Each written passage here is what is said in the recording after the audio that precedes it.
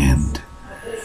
Okay, so we're going to be looking at the flat earth. We're going to be looking at the structure of reality. We're going to be looking at a lot of things, because I like to look at a lot of things to try to understand the plethora of conundrums that exist in this virtual reality, as all of us are virtual generators generating virtual realities in a virtual reality that is virtually not here.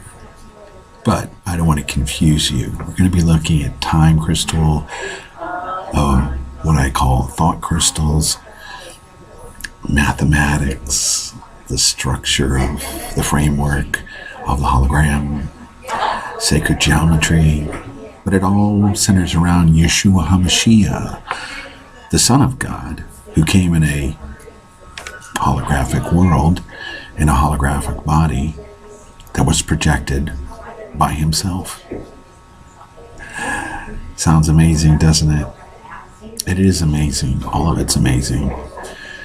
And it's all going to come to a conclusion when he returns to the earth to bring peace and love in totality, and no more darkness, or no more coldness, or no more harshness, or no more evil. I'm looking forward to that time. I don't know about you, but it's going to be a wonderful, incredible experience for everyone. Our souls will delight in the Lord. So I hope you enjoy some of the topics I'm dealing with. I mean, really, Flat Earth is so simple that a child can explain it. And yet there are people that want to believe in the Nazi fake program. But there's nothing there. We've never been to the moon, and we're not going back. Get over it, grow up, and look at the truth. This earth was one huge giant tree.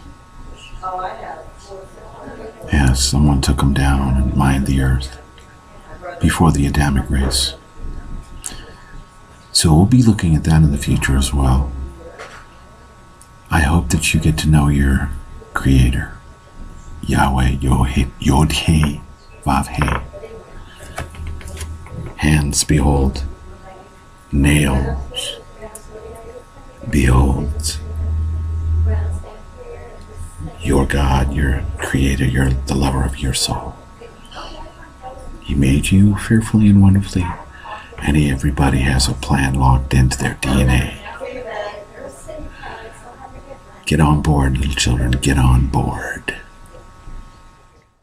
In 1543, just days before his death, Freemason and Jesuit Nicholas Copernicus published his book On the Revolutions of the Celestial Spheres, which revived the old heliocentric cosmology of Pythagoras and began the so-called Copernican revolution away from a flat geocentric model and towards a global heliocentric model. Since his book claimed Earth to be a tilting, wobbling, spinning sphere revolving at breakneck speeds around a stationary sun, it was initially met with due incredulity.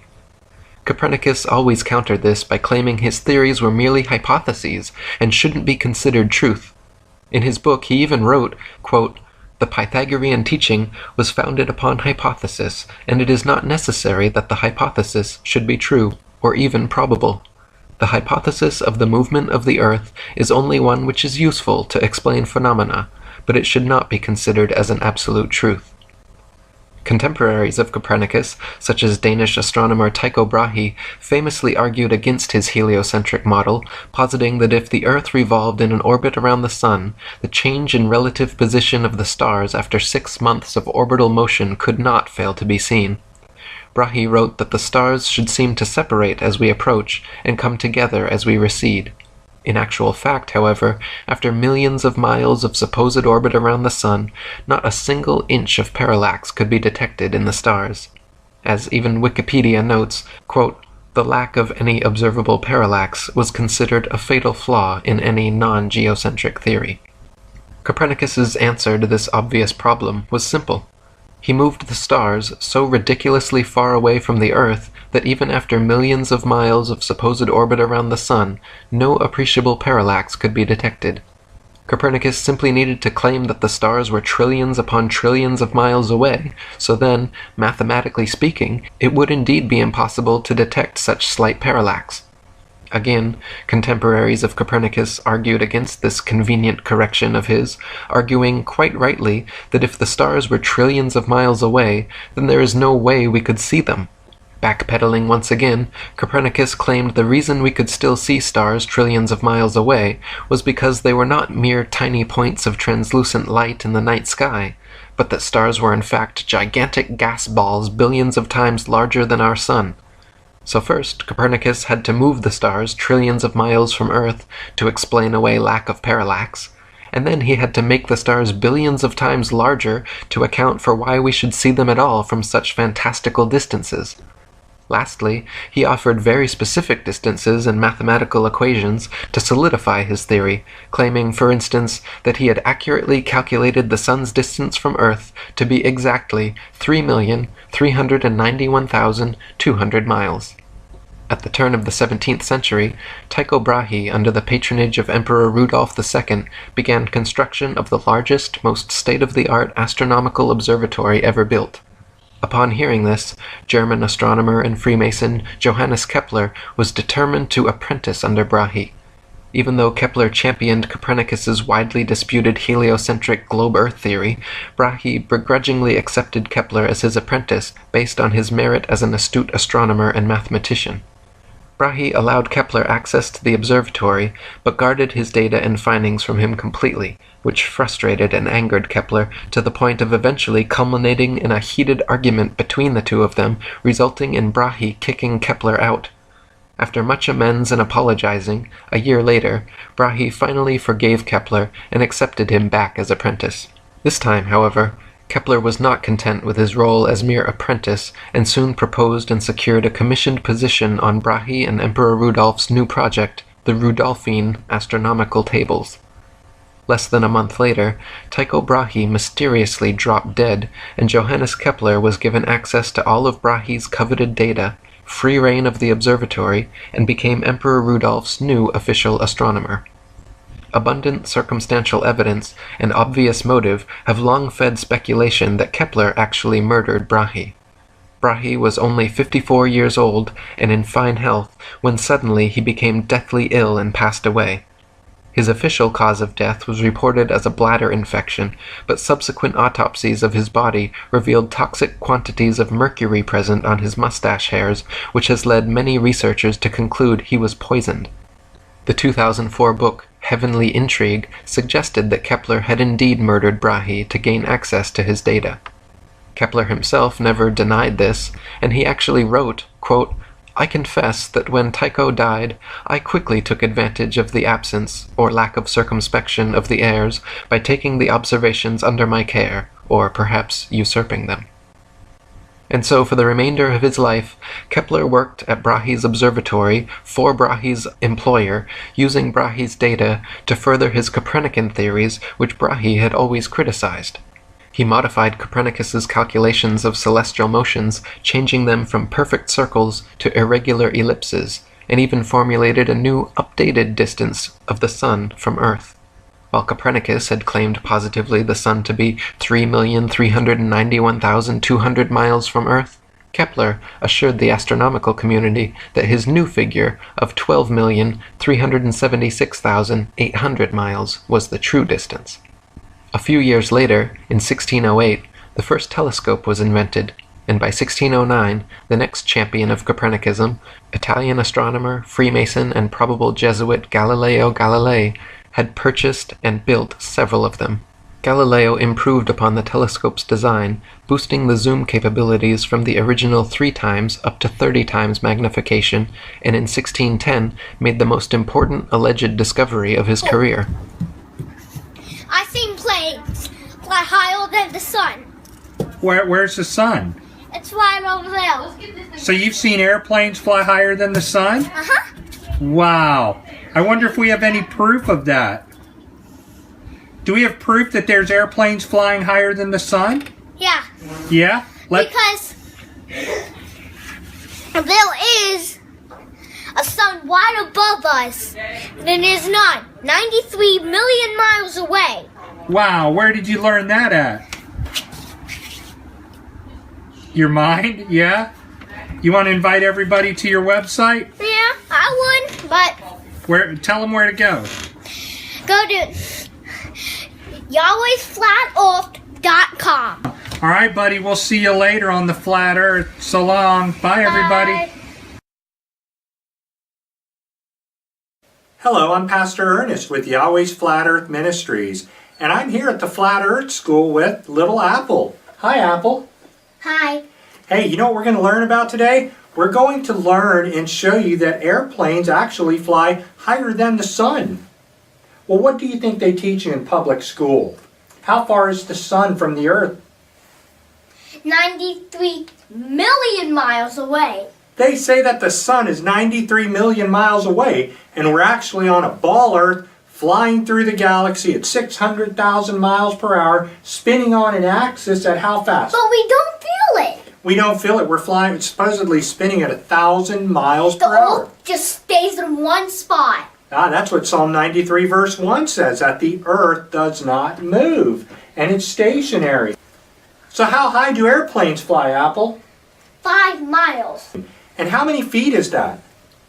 30,000 feet. 30,000 feet. Airplanes fly 30,000 feet, but you say airplanes fly higher than the sun?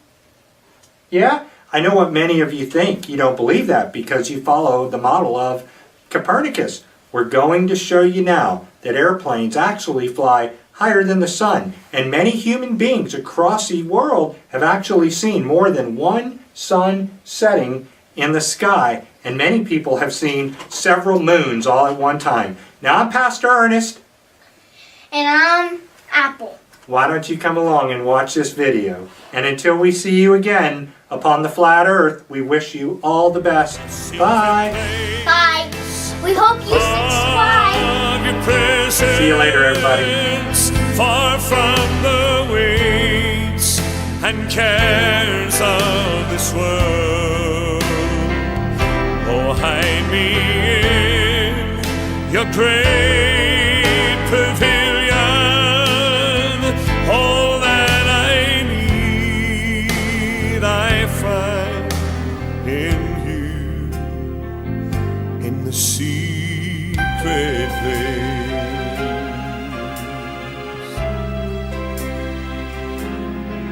There is peace in this calm sanctuary,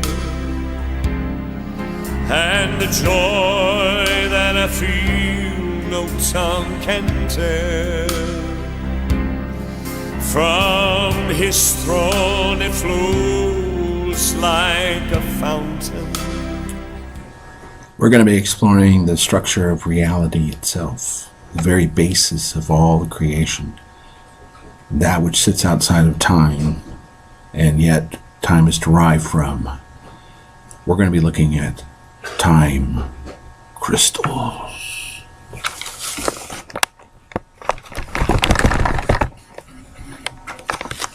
Anyway, this is an accumulation of some of my research. Frank Wilczek, that's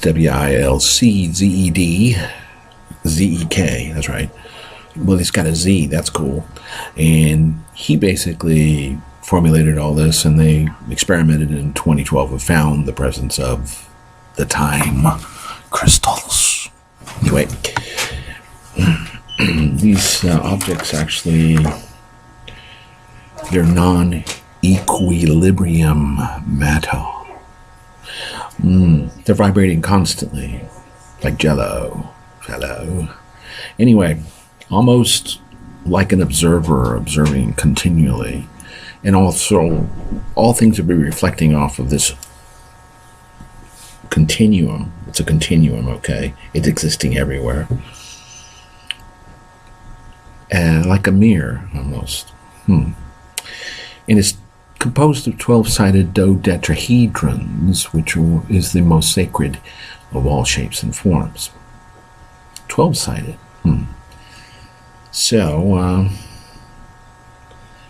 I hope you get some information from it. And everything has a form and a shape. Every wave pattern has a shape. It is a shape. It's a chamber that basically resonates with different formation going in different directions. The structure, there's layers to it. It's sonic, it's somatic. It's somatic, and I don't mind if it's, never mind. It's mind over somatic, but it's sound, and it's God's voice. This is the eye of God. It's outside of time. It's what we're composed of, actually. We're outside of time, too. We are thoughts in the mind of time. And time is really thought. I've been thinking about it for a while. He knew us.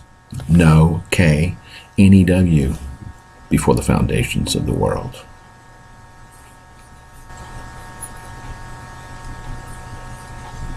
What exactly are time crystals? Are they the bling inside your time turner? The flux in your flux capacitor? Are they the heart of the TARDIS? In today's edition of Spacetime Journal Club, we find out.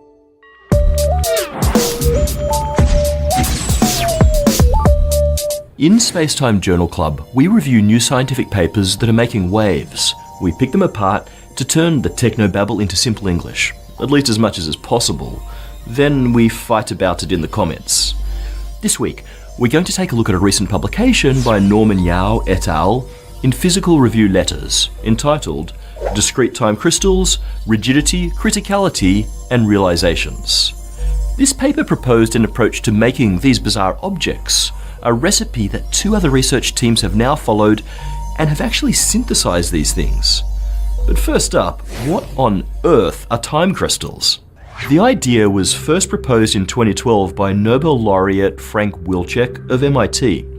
He suggested a type of matter that exhibits a sort of fundamental oscillation over time. So some property of the material goes through a repeating cycle. But how does that make it a time crystal? The analogy is that regular crystals have a periodic cycle through space. Molecular patterns repeat again and again along their lattices. Time crystals repeat some internal state with constant separations in time. The name time crystal is somewhat out there, but Wilczek wasn't the first to use it in reference to a regularly repeating system. That may have been Arthur Winfrey in his The Geometry of Biological Time, where it's used to describe periodic biological systems. But Wilczek was clever to apply it here, because the name made the internet go completely bonkers. And so here we are. Wilczek came up with a simple model in which charged particles in a superconducting ring break what we call continuous time translational symmetry. That's a fancy way of saying that the system looks different on a global level from one instant to the next. Normal matter, that is in what we call thermal equilibrium, only has random internal motion. In solid matter, that would be the vibrational buzz of its constituent atoms. But from one instant to the next, that buzz stays random. In regular matter in equilibrium, statistical properties stay the same over time. Wilczek's imaginary system broke this time translational symmetry because there are global statistical differences in the state of the matter, non-random patterns that change over time. Wilczek proposed an actual substance that was in perpetual motion while in equilibrium. More, he imagined a substance for which oscillations were the most fundamental lowest energy or ground state. The science here is pretty technical, but in simple terms, regular crystals exist in symmetry. Their atoms exist in a typical three-dimensional array within space. Time crystals, on the other hand, don't sit still in a three-dimensional array. They jiggle like jello, constantly oscillating, no matter how little energy influences them. This pattern of movement repeats not through space, like regular crystals, but through time. According to EureKaler.org, the first time crystal uses a one-dimensional chain of ytterbium ions. Each ion behaves like an electron spin and exhibits long-range interactions indicated by the arrows. Courtesy, Chris Monroe, University of Maryland. Norman Yao, one of the physicists working on the project, described like this. Wouldn't it be super weird if you jiggled the jello and found that somehow it responded at a different period? But that is the essence of the time crystal. You have some periodic driver that has a period t, but the system somehow synchronizes so that you observe the system oscillating with a period that is larger than t. In other words, the time crystal vibrates across time instead of just regular old boring space. The key aspect here, however, is not the time aspect, but the fact that this oscillation, this crystalline wibble-wobble, is basically infinite. Regular crystals reach equilibrium when forced to vibrate, in other words, they stop moving. Time crystals do not. Once they start this oscillation process, they keep going and going.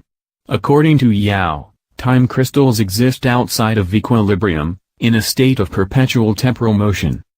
This is a new phase of matter, period, but it is also really cool because it is one of the first examples of non-equilibrium matter. For the last half-century, we have been exploring equilibrium matter, like metals and insulators. We are just now starting to explore a whole new landscape of non-equilibrium matter. It's a beautiful thing when pure scientific speculation becomes a real tangible object that can be studied. The move from theory to fact is slow, but time crystals are here to stay. While the practical use of time crystals is currently unknown, scientists do believe they could be used in quantum computers as a super powerful flash memory, and their constant oscillation could lead to a perpetual motion-style energy device. The possibilities are limitless. I say we bootstrap them to a spacecraft Star Trek style and dilithium crystal the thing to Orion for some Romulan ale and green women. There was water on the face of the deep. Okay, there was a face of a deep, so there had to be water. We're going to be looking at the composition of water. We're also going to be looking at the structure of consciousness in relationship to water, which is amazing in itself. Our bodies are composed of a large percentage of water. All of our systems utilize the hydrogen, the pH, potential hydrogen. There's a shape. There are clusters of water. It's all very interesting, and it all has to do with God's being a living water. He's a living water that flows from another domain. So I hope you enjoy this segment. We're going to be looking at the effects of our consciousness on water and how we relate to it every day. It's important to drink water. It's important to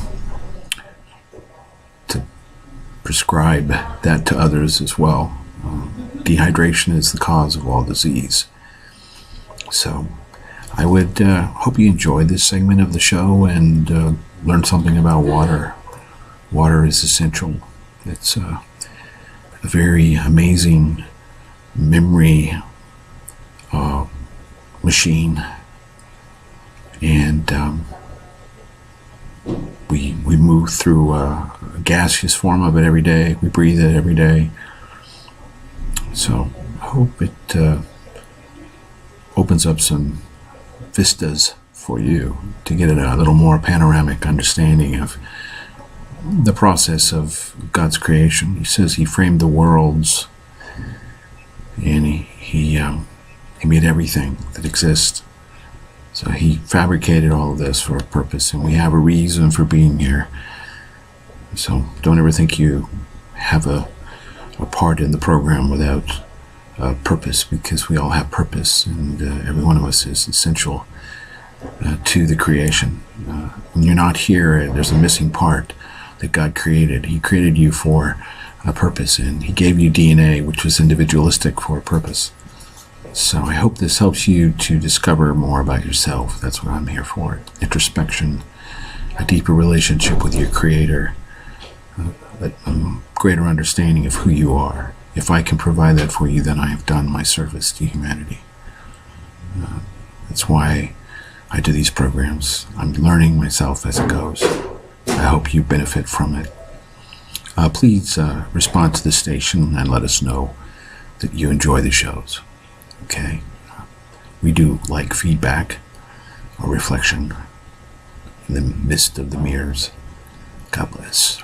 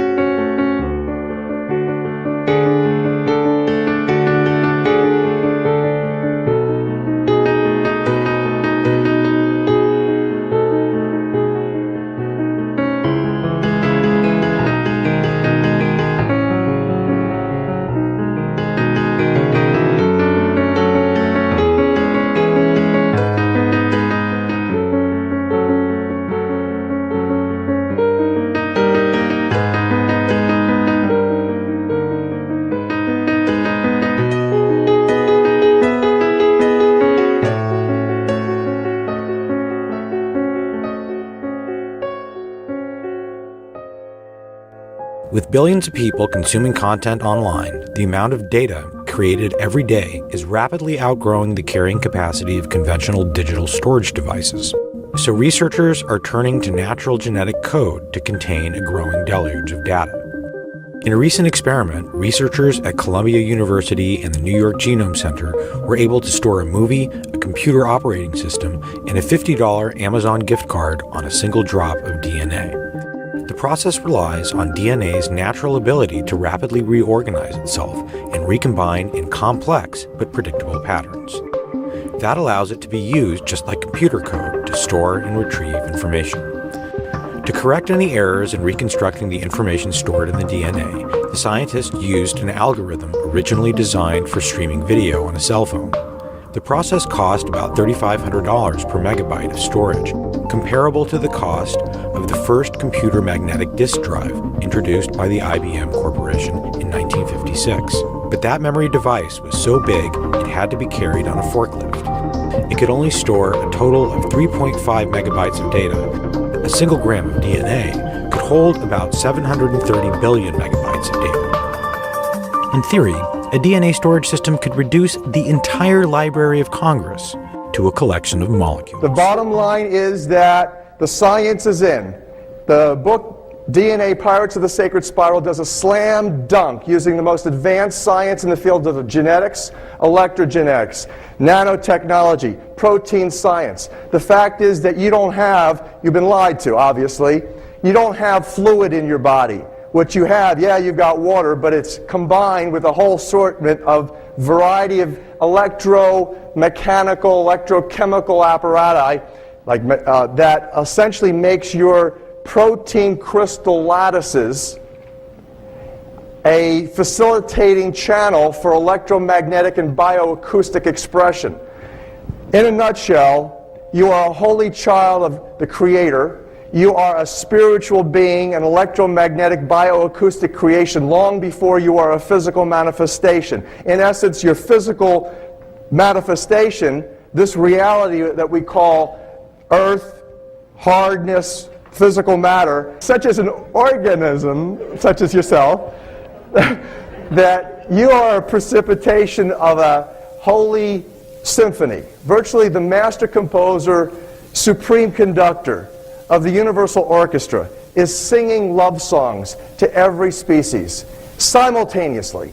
Now, if you and I think of ourselves as powerful co-creators, and indeed we are, we're holy children of the Creator, yet if you simply recognize that of all the things that you've created in your life, how humbling it is to recognize that all at once, simultaneously, your DNA, having been created by this master composer, master conductor, is literally, like every other species that has its own unique DNA sequence, acting as it does as an antenna to the reception and the transmission of the electromagnetic frequencies and bioacoustics of the love song harmonies from the heavenly throne, which literally precipitates you in this physical space, which is largely a facade, basically, when you think about the quantum sciences and the whole understanding of, quantum physics.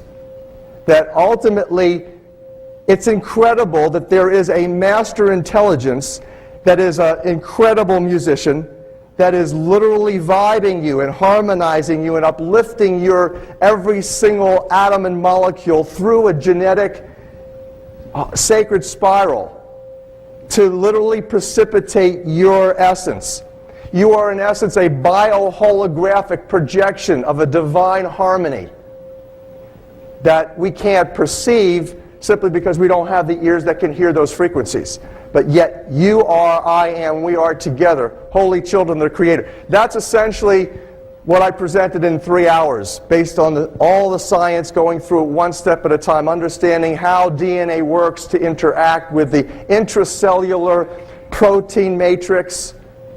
All of the enzymes are regulated electrically. The fact is that in your body, chemical reactions virtually are insignificant compared to water and electromagnetic reactions.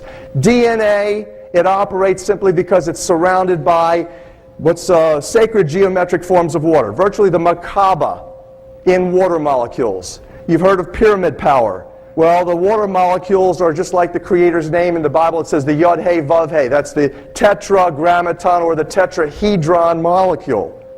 That's a six-sided hexagonal shape, a four-sided equilateral triangular structure, but when it goes into its three-dimensional space with a water molecule next to it, it forms the Star of David or the Merkaba structure. So it's all water molecules, sacred geometric forms, and as I shared in my last presentation, introduction, using the book of Genesis as an introduction, how did the Creator create? It says Genesis is through working on the face of the waters.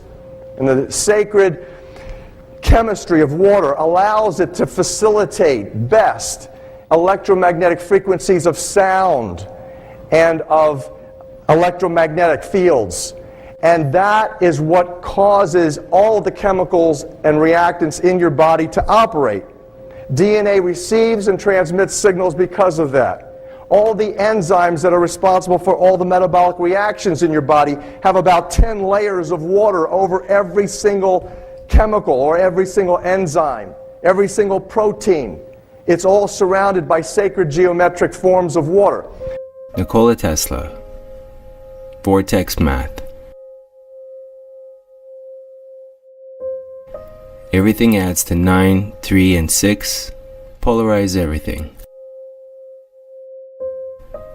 In Vortex Math, everything adds to 9, 3, and 6.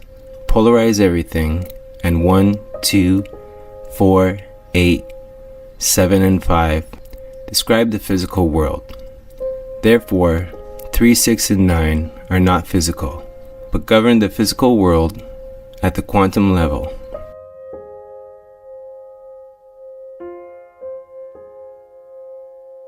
This is most easily understood by examining sound, where different sounds exist at different frequencies, or vibrations, and the understanding that all things living are vibrational, 8-dimensional.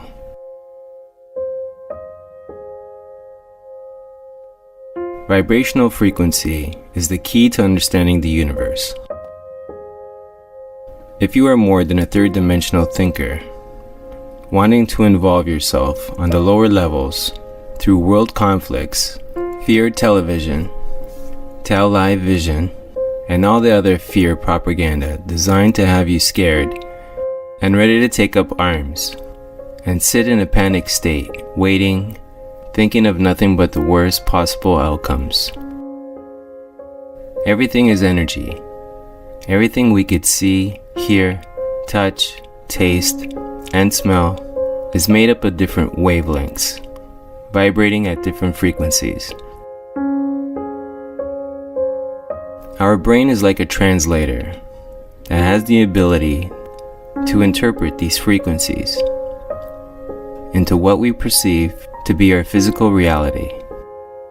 So we interpret an energy cluster as a chair, or a tree, or another person. We perceive them as physical or solid, but break them down to their most smallest particles, and they are all just energy.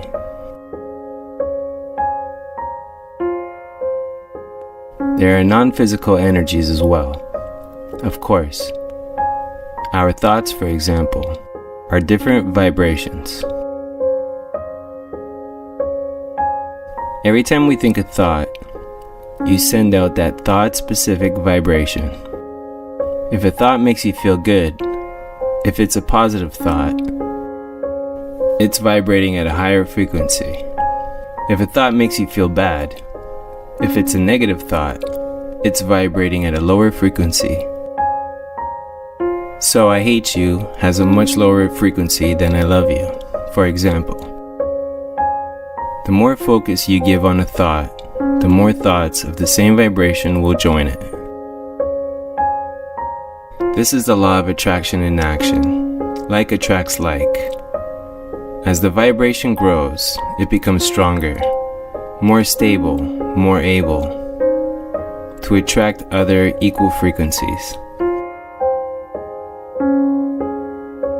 The more attention you pay to a subject, the easier it becomes to think about, and the more evidence you see in your world supporting your thoughts about it. If you think the world is a terrible place and spend a lot of time watching negative news, looking for horrible and sad stories in the paper, and spending hours talking to others about how the world is going downhill, more stories supporting this worldview will literally find you. Whenever you meet someone who thinks the world is a wonderful place, they're probably going to annoy you. The energy of their thoughts is completely foreign to you, 8-dimensional.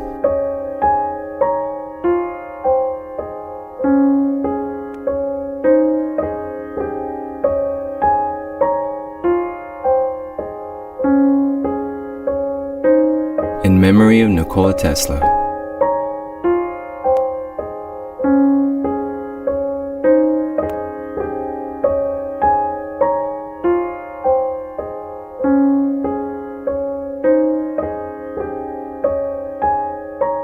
Born July 10, 1856. We're going to be looking at phi, PHI, and the golden ratio, the Fibonacci pattern, basically that which is part of the hologram, the framework of the hologram. It's all held together in mathematical coordinated form. We are the sum total of phi, and God's created that particular format for a reason.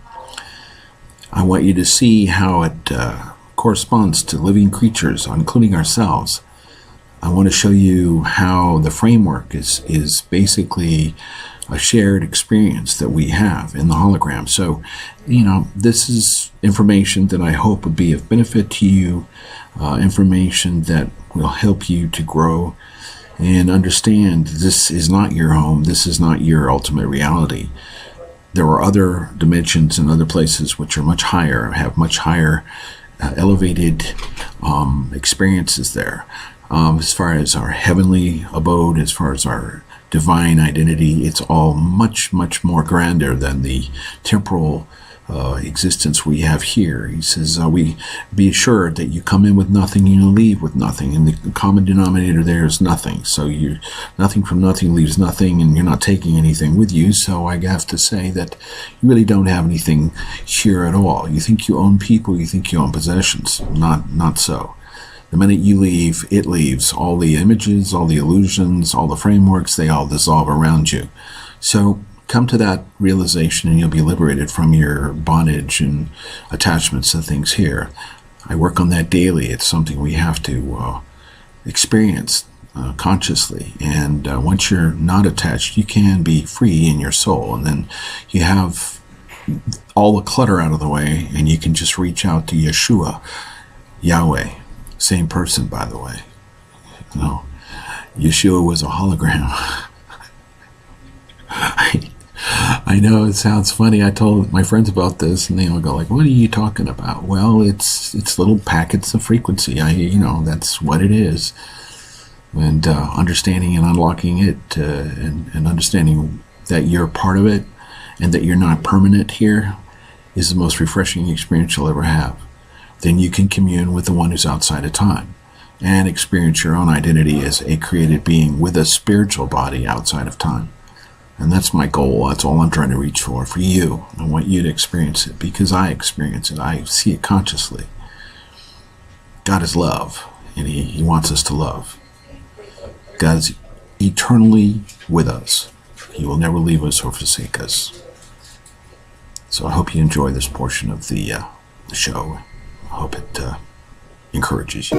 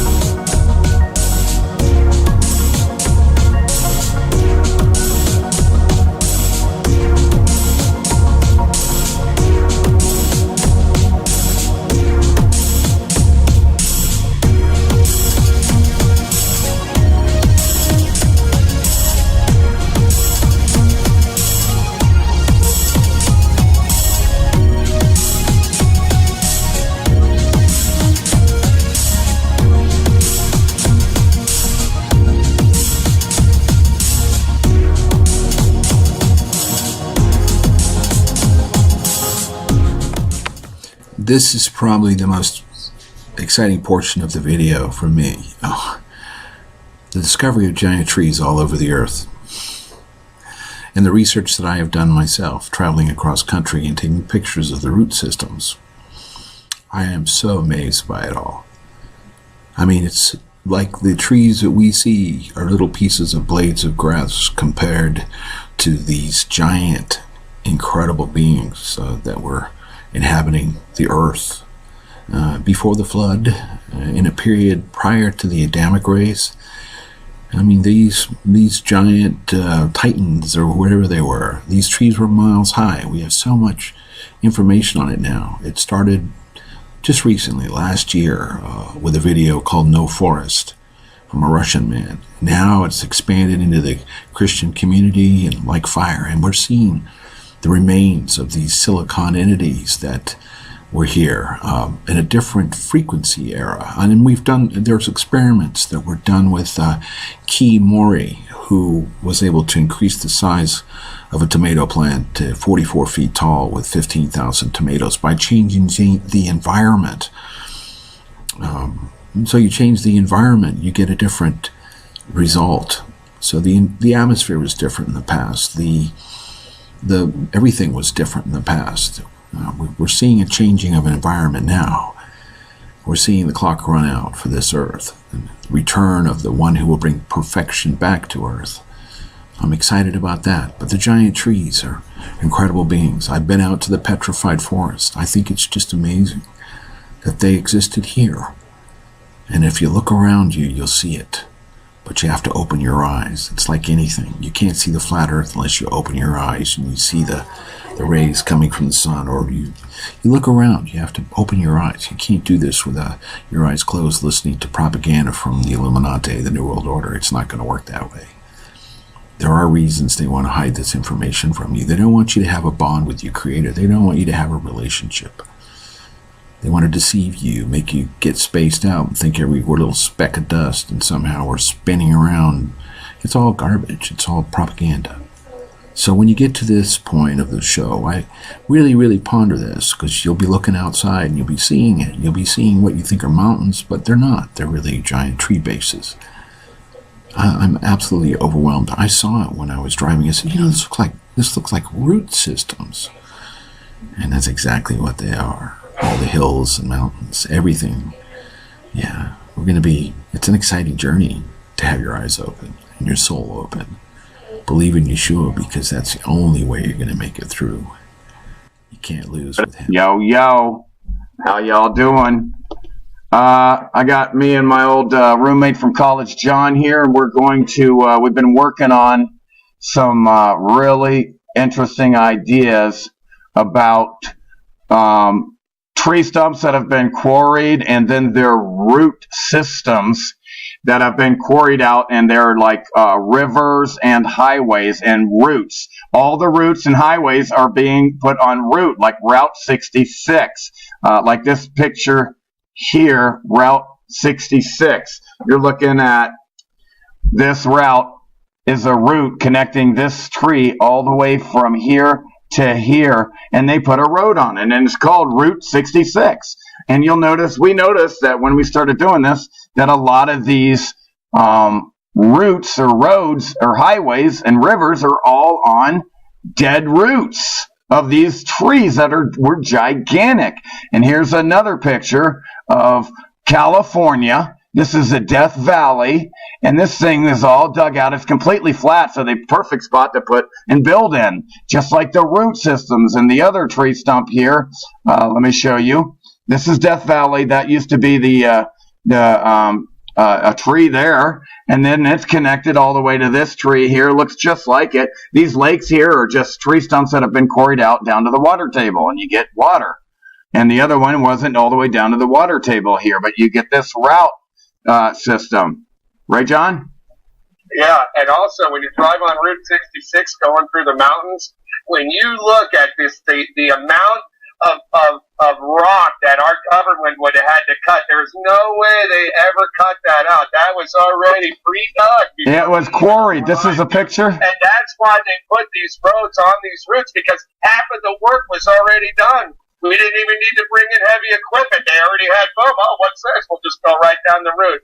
And through further investigation, we realized, whoa, these are roots that were dug out. Look at the trees here. Trees. Yeah, these mountains here are just dead trees, man. Yeah, dead tree roots. And you know what's funny, Look at that. Jerry, is, you know, the human instrument is never allowed to live on an undug tree root. When you look at every place our civilizations are, whether it's cities, whether they let us to live, they only allow us to live in the wasteland parts. Every undug root is a national park. We're talking like 98%. I mean, go look at these national parks. They're undug root systems. That's where the trees are. People think, oh, it's a national park because it has growing trees. Well, no. It's a national park because the tree root underneath is growing sproutlings, and they don't want anybody there. That's the real reason. Very interesting. Yes. Hold on 1 second. I'm going to...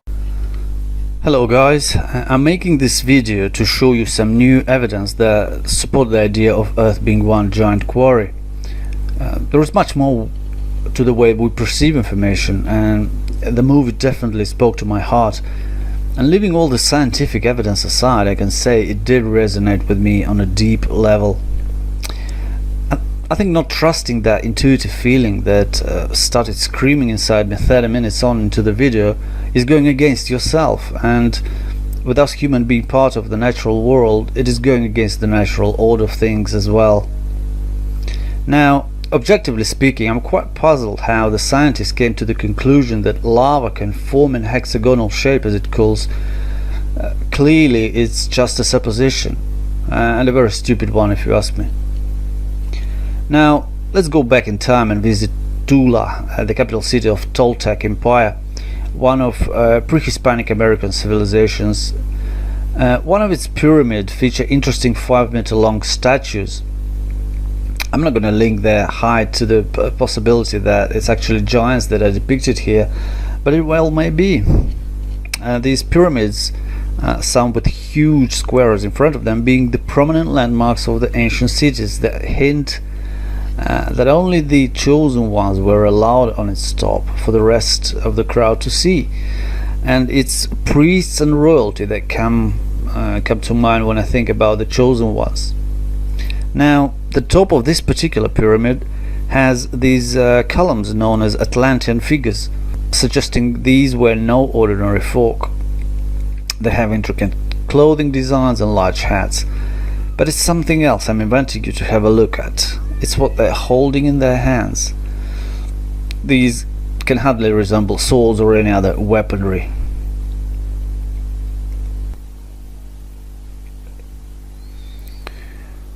Another interesting drawing depicts these men with interesting helmets that cover the whole head with a small slit for eyes. We know the natives were rather using colorful jaguar and eagle hats and feathers on their heads and stuff like that. With this looking more like a worker's protective helmet, it covers the whole head, it covers the chin and everything else, the whole head. And the color also suggests it could be made out of metal, with metal hasn't been yet discovered. Those things on the shoulders and knees could also be part of this protective suit. Interestingly, they're holding in their hands what looks like circular saw blades, and that little comma in the middle of the disc suggests a circular movement. Okay, moving on. Potentially these mysterious men were working in nearby quarries extracting precious resources. they used the giant machines such as bucket wheel excavator. And next I'm gonna show you some of the pottery made by these natives, depicting these even by today's standards technological monsters. But before I do that, just imagine for a second you're a Asian American native living a rustic life and you see these mechanical beasts for the first time. What would you think of it? I bet you would think it's some kind of a huge animal. It moves, it roars. Terrifying beast. Now check this out. The following pre-Hispanic pottery is displayed in Metropolitan Museum in Costa Rica and San Francisco Arts Museum.